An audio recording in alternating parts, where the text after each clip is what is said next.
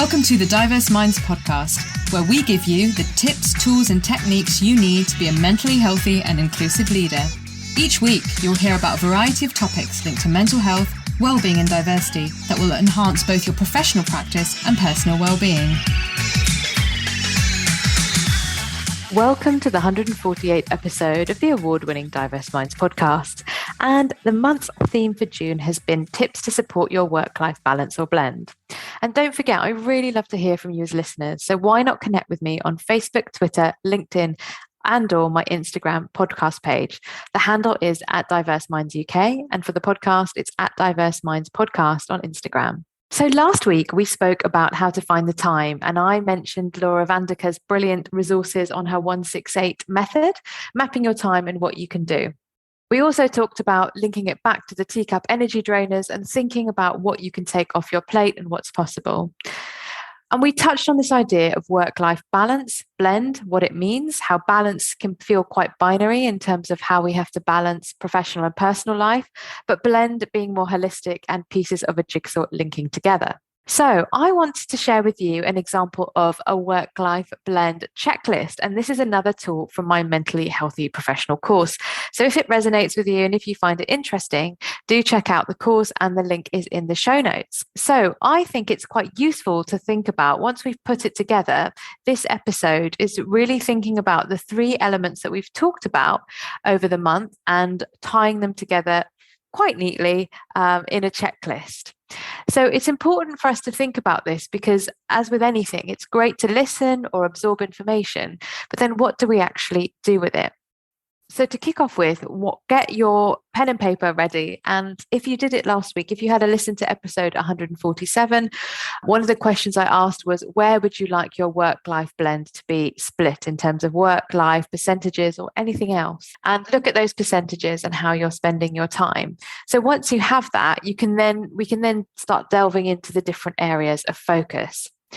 So the first area of focus is about knowledge. So how do I listen to my body, myself, and also what knowledge do I have to improve or make changes or go in the direction that I want to? And you'll need to think about this in terms of priority number, where 1 is low priority and 5 is high priority.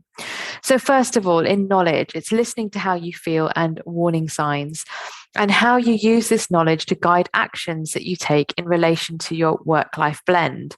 So what's your priority? Is it number 1 that's not a priority for you and you don't want to do that? Or is it 5? Because actually, if you do that, your actions are going to be guided in a particular way. Or is it maybe 3, that when my body starts screaming at me, that's when I'll start taking notice? So you identify the priority number that works for you. In terms of knowledge and working towards your ideal work-life balance blend, is how much of a priority is self-directed learning, using online resources, videos, apps, free or paid for. Familiarizing yourself with any kind of other methodologies. I mentioned 168, but from your self-directed learning, there might be things that you want to use. And also, how much of a priority is work-based learning? So if you're in a workplace, the things that are available and on offer that you could undertake that could really help you with this. So that's the knowledge element. And then we want to think about application. So how do we apply what we've learned and how this helps the work-life blend? So I mentioned it briefly last week around assertiveness and boundaries and saying no and how easy you find it. Do check out episode 57, Assertiveness and Self-Care, if you want to know more about that. But in terms of a priority, how much of a priority is using assertiveness techniques to communicate your boundaries? How much of a priority in terms of application relating back to our mood check-in, checking in about how you feel in relation to certain activities and tasks? Is it a high priority? Was that useful? Does it tell you something? Or is it a low priority? If you have a team or colleagues, is it a high or low priority how you check in with them, how they're feeling at team meetings? If you do one-to-ones or any appraisals or development, how much of a priority is it that you're using to-do lists and prioritizing what you do? And how much of a priority is it thinking about and planning how you can eliminate, automate, and transfer tasks that we talked about in the first section of this? And remember, I really hope you are enjoying the content of this podcast and you want to keep up to date with me and my work. If so, then why not join my bi-monthly newsletter? When you do, you'll receive a free copy of my ebook, The Mentally Healthy leading manager. And the link is bit.ly/DMSYNR. And whether this is your first show or you're a regular listener, if you enjoyed the episode, why not leave me a review and/or rating on Apple Podcasts, Spotify, or wherever you listen to your podcast from. Okay, so let's carry on with the checklist. And now we've got adaptation, because we can try something, we can have the knowledge, we can apply it, but then we always have to adapt it. I think it is an iterative process. So how much of a priority is making tweaks to new processes and ways of working as you go along? How much of a priority is it to seek support from families and friends to get to where you want to be and asking for that feedback? Do you then want to prioritize assessing knowledge gaps once you've done some of the learning? And is there anything else you need to find out about? And then consistently and constantly reviewing your work-life blend, percentages, split, and seeing if it's right for you. And then finally, the area of self-care. So deciding on your activity to focus on each month. So once you've done your time grid, however hours you actually could make or you have left over, what you want to do to bring you joy. Thinking about the priority in terms of writing down who you can consider in your wider support network, and also celebrating success and acknowledging any achievements. And there might be other things that come into your head as you listen to this, but I think putting it all together and thinking about, how you want things to be, where they are now, how you want them to be, can be incredibly useful.